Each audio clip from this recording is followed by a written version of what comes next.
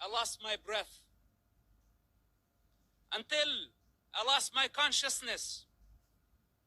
My father was in prison at that time, and this leader thought that he was my mentor.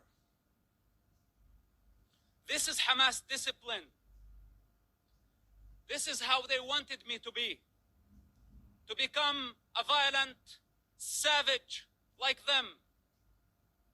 And the very basic intelligence of a child, when I felt that was not natural, it wasn't, but I had still to go to the mosque to please my mother and please my father and obey this type of monsters.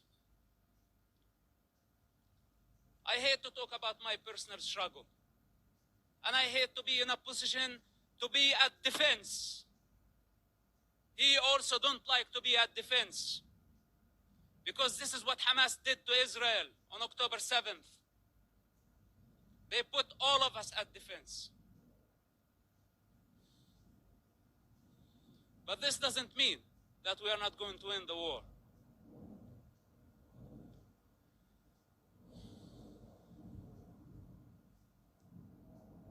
Growing up in that society, majority of the Palestinians blamed Israel. And as a child, I took it as a Quran. I took it as a holy scripture that Israel was our problem.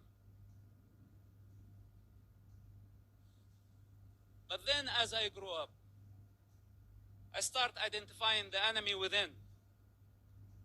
The religious authorities, the corrupt leaderships, who basically did not care about children. They did not care about Palestinians. They still don't care about nobody but themselves. And the world has been empowering them against the prey, against the victims. This has to come to an end. Let's put my childhood on the side, because maybe a child does not see things for what they are. Maybe I was very bad. I misbehaved myself as a child to deserve to be beaten up again and again and again by Hamas leaders. And some people say, is it a personal problem? Well, it is a personal problem. Do you have any problem with me having Hamas problem as a personal problem? It is a personal problem. And I swear I will not die before I see Hamas dead. Can I make this a goal to my life?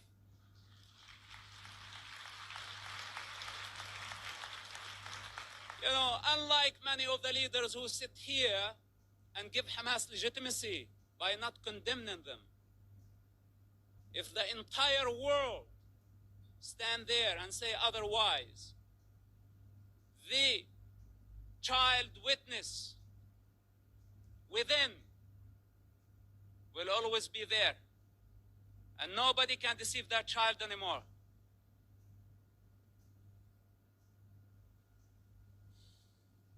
Then, as I grew up, I become the Hamas or the Islamic student movement president in our town, and I became part of the movement. It's just out of the love for my father and our family. I had no other choice, which somehow led me to imprisonment at the age of 18, just a few weeks after my 18th birthday, May 28th, 1996.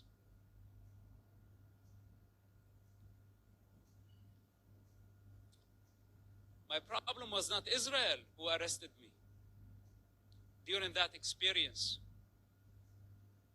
It was Hamas again, but this time with a lot more brutality,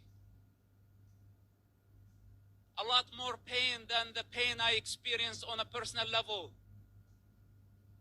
In prison, Hamas tortured and killed hundreds of Palestinian prisoners. Hamas members, because Hamas had suspicion that they were collaborating with the State of Israel. I spent 16 months in that first arrest among Hamas leaders. What was called Al-Majd, Hamas Security Wing, for those who don't know, this division of Hamas.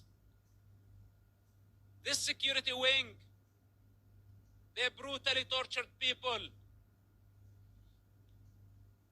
putting needles under their fingernails, burning plastic on their bodies, putting off cigarettes in their skin. Screams of hundreds of prisoners over that period of time.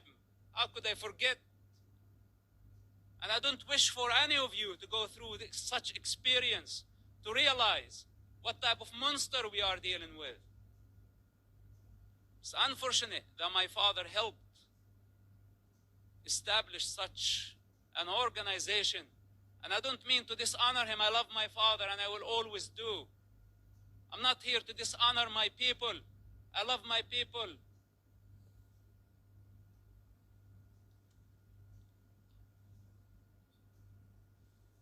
But I cannot believe how far Hamas was able to travel in this madness, and we could not stop them. After I was released from prison, I made very hard choices. And I don't have the time to go through all my motives, but yes, I had many motives. Many motives to fight against Hamas, and I still do.